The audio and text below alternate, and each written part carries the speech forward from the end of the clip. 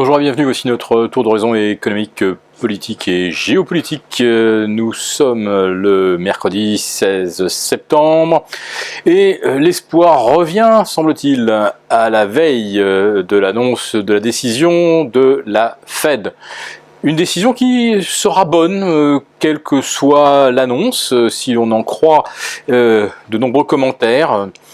Soit la Fed retarde la hausse de taux, mais indique tout de même qu'elle va respecter un calendrier et que la hausse des taux aura quand même lieu avant la fin de l'année, mais ça laisse le temps au marché de se remettre un peu des récentes turbulences, ou alors elle monte les taux et, comme disait hier le président de la Banque centrale du Japon, c'est un signe de confiance qui sera envoyé au marché et les marchés devraient le prendre comme tel.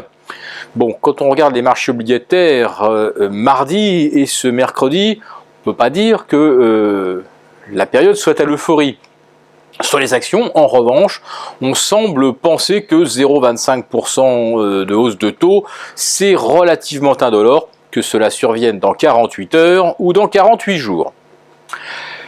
Les places asiatiques ce matin rebondissent enfin. Le SSE à Shanghai s'adjuge pratiquement 5%, mais reste tout de même coincé au sein d'un range entre 3000 et 3200 points. Alors, une sortie par le haut ou une sortie par le bas pourrait conditionner un prochain mouvement de moyen terme, mais pour l'instant, la visibilité sur les actions chinoises est pratiquement zéro. Globalement, la tendance moyen terme reste baissière. Donc c'est ça qui risque de prévaloir si on revient taquiner une nouvelle fois les 3000. En ce qui concerne la bourse de Tokyo, on semble vouloir croire que les circonstances pourraient s'améliorer après un été véritablement épouvantable. Toutes les statistiques ont été en deçà des pires anticipations. On se montre d'un seul coup plus optimiste pour l'automne. Ne me demandez pas pourquoi. Bah si, peut-être. Le chiffre d'affaires du secteur du luxe a brusquement augmenté au Japon cet été. Tiens, curieux, le Japon étant en récession, que se passe-t-il? Eh bien, figurez-vous que les touristes chinois viennent faire du fashion shopping à Tokyo, Kyoto, Osaka, car ils ont découvert que c'est moins cher qu'à Hong Kong et que surtout, quand on regarde le prix d'un billet d'avion entre Pékin, Shanghai et Tokyo, ça revient aussi beaucoup moins cher que d'aller faire ses courses à San Francisco ou Los Angeles, ou à Paris ou Londres. Donc, en quelque sorte, le Japon est devenu le nouvel Eldorado du shopping de luxe.